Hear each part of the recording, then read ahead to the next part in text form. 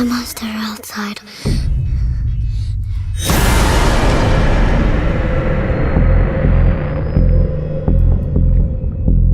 What you people discovered is bigger than we ever thought possible.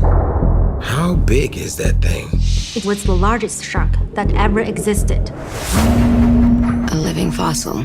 Thought to have been extinct for over 2 million years. Wrong.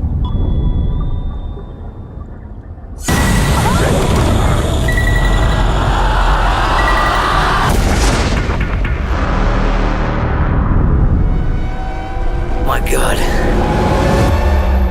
It's a megalodon. He's kidding, right?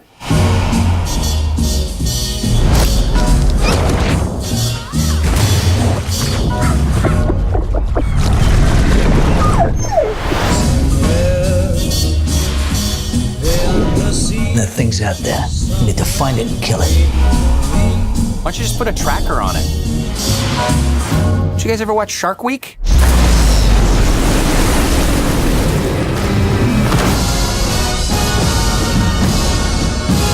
He looks heroic, but he's kind of got a negative attitude.